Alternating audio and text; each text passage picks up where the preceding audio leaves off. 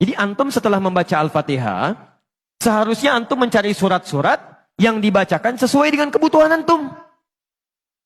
Cari ayat-ayat yang sesuai dengan kebutuhan kita.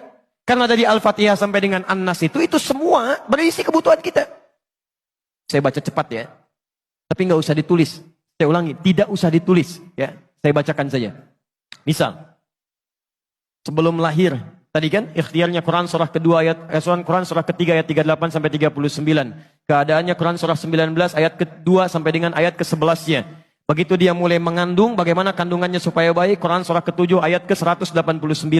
Begitu dilahirkan, bagaimana supaya asinya mengalir lancar, anaknya tumbuh menjadi anak yang saleh, Quran surah kedua ayat 233. Begitu usia 2 tahun ke atas, dia mulai belajar bagaimana supaya dekat dengan Allah, baik dengan orang tuanya, baik dengan tetangganya, Quran surah ke-31 ayat 13 sampai dengan ayat 19-nya. Kemudian dia mulai belajar supaya cepat menangkap pelajarannya, Quran surah 9 ayat 122.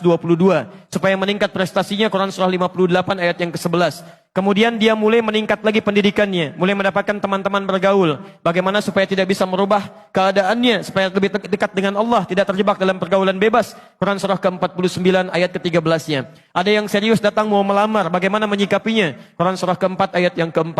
Terjadi pernikahan, Quran surah 30 ayat ke-21. Setelah menikah, bagaimana membagi tugasnya supaya tidak gelisah dalam pembagian tugas, tidak saling menyingkirkan satu dengan yang lainnya. Quran surah ke-4 ayat 34. Setelah dia menikah, suami mulai mencari nafkah. Bagaimana cara bekerjanya? Yang standar ada di Quran surah kedua ayat 168. Kalau mendapatkan ingin yang lebih mudah lagi, Quran surah kedua ayat 172. Kalau belum berangkat, rizkinya sudah menunggu dia, Quran surah 7 ayat ke-96-nya. Kemudian dalam bekerja ini tidak mudah. Istri harus merawat anaknya, merawat rumah tangga. Kadang-kadang anaknya sulit diatur, mengatakan pada perintah ibunya, mengatasinya Quran surah ke-17 ayat ke-23. Itu dua-duanya sama-sama capek. Jangan dikira yang pergi ke kantor saja. Ibu pun merawat anak juga kadang-kadang ada rasa lelah. Bagaimana mengatasinya? Kalau lelah-lelah sedikit, itu ada di Quran surah ke-26 ayat ke-80.